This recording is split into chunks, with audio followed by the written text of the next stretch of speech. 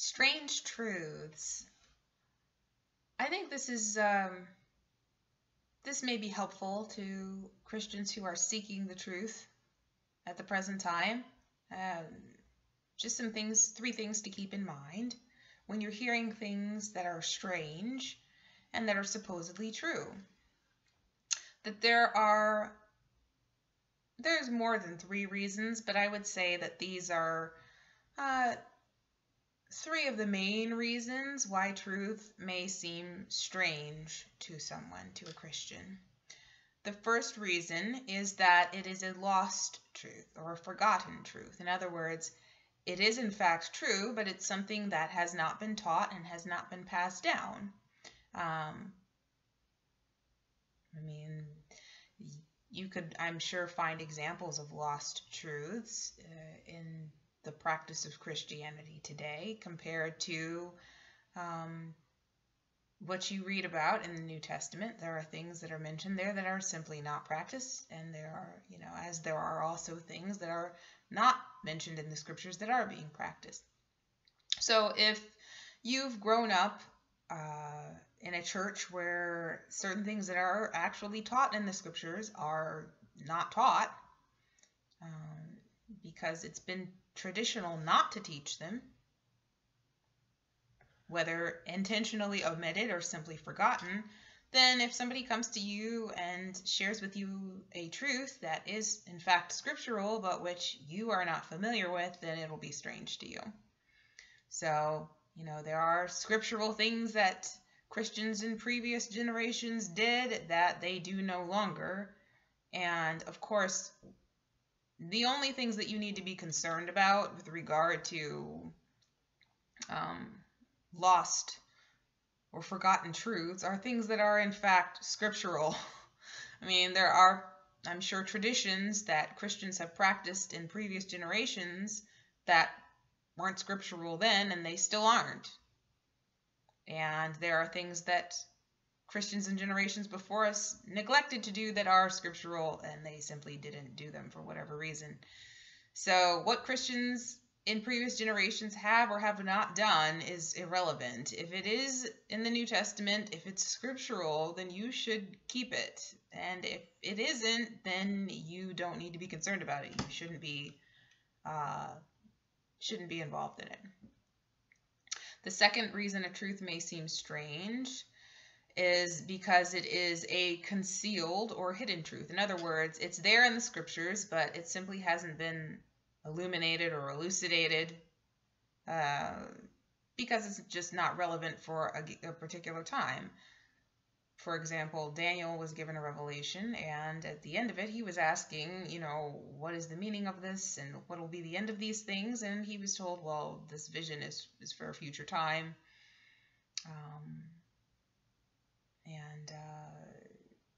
Basically seal it up and go your way.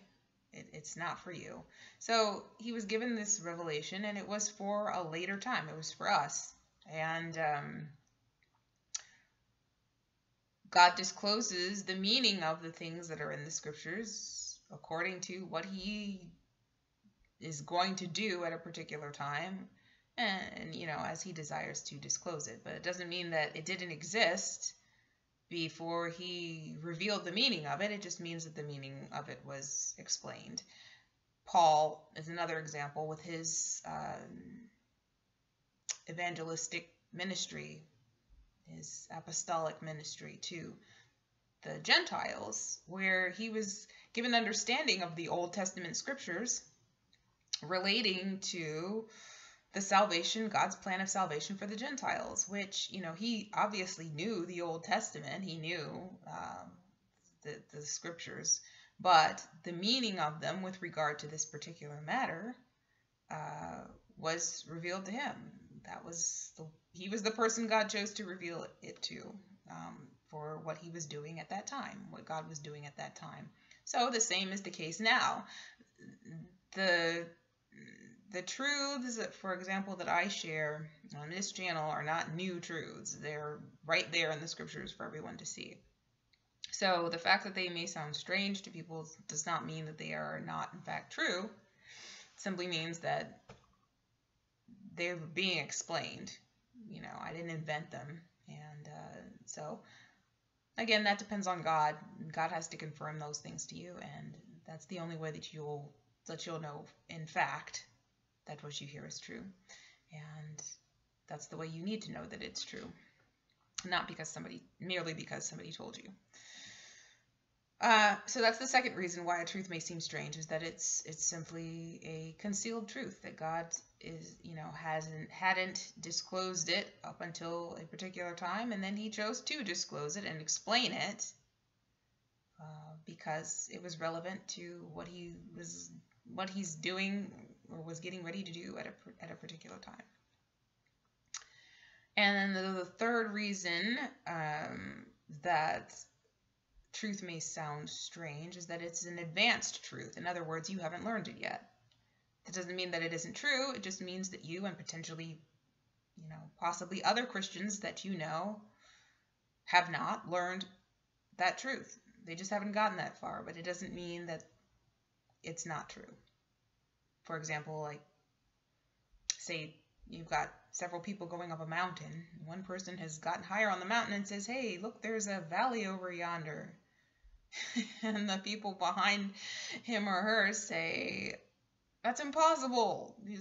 What are you talking about? You couldn't have possibly seen a valley. There's just rocks." Well, that's because they haven't gotten there yet. That doesn't mean the valley doesn't exist. So Christians are on different levels of spiritual maturity. They have different understanding. And it's not to say that people who are on lower levels are like inferior in some way or that they're stupid or anything like that. It just means that they haven't learned that yet. Their understanding of things is not as great as someone else's. So, just because it is unfamiliar to you and you haven't learned that yet doesn't mean that it isn't true.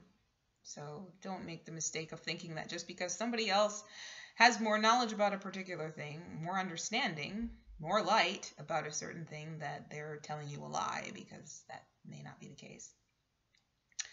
And of course, in any there are plenty of, and there have been and will always be lots of people who use secret truths or whatever to introduce error. And it's, people can get up and say just about anything, and somebody somewhere will believe them. And that's unfortunate, but that's just how it is. That's why we need the Lord to explain and to confirm the truth to each one of us. That's what he wants. He doesn't want us just merely taking people at their word. We need to know it for ourselves. Somebody can come to you who knows, say, Greek and Hebrew, who's been studying Greek and Hebrew for 20 years. And he says, "Well, I've been studying Greek and Hebrew for 20 years, and this is what the scriptures are talking about."